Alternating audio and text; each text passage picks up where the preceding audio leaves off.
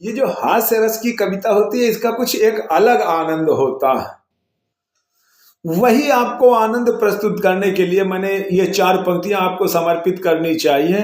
बहुत ही मनोरंजक ये कविता है कि एक नेताजी चुनाव हार जाते हैं।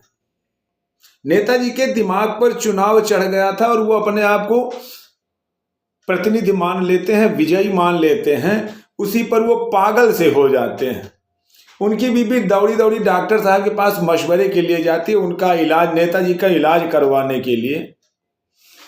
कि चुनाव में हारे एक नेताजी की बीबी ने डॉक्टर से कहा, चुनाव में हारे नेताजी की बीबी ने डॉक्टर से कहा, डॉक्टर साहब ये पिछला चुनाव क्या हारे, तभी से लगा रहे हैं नींद में भी जोरदार नारे।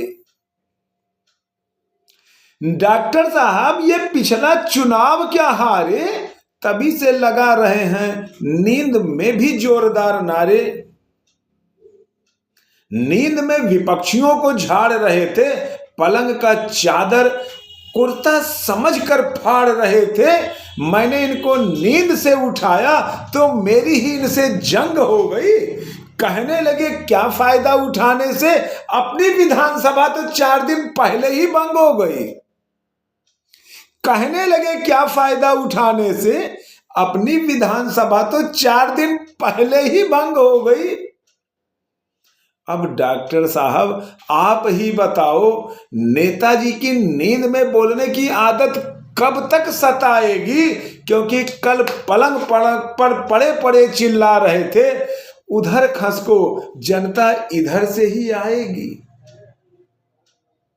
क्योंकि कल पलंग पर पड़े पड़े चिल्ला रहे थे, उधर खसको जनता इधर से ही आएगी।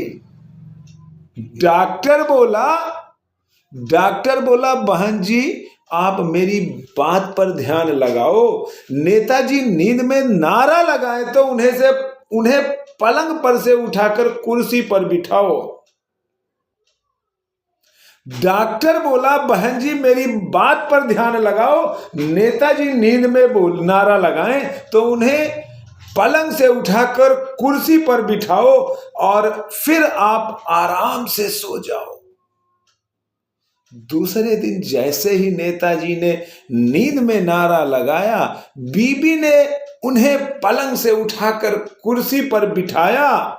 उसी समय सभी समस्याओं का समाधान हो गया, क्योंकि कुर्सी मिलते ही नेता गहरी नींद में सो गया। नेता गहरी नींद में सो गया। नेता गहरी नींद में सो गया।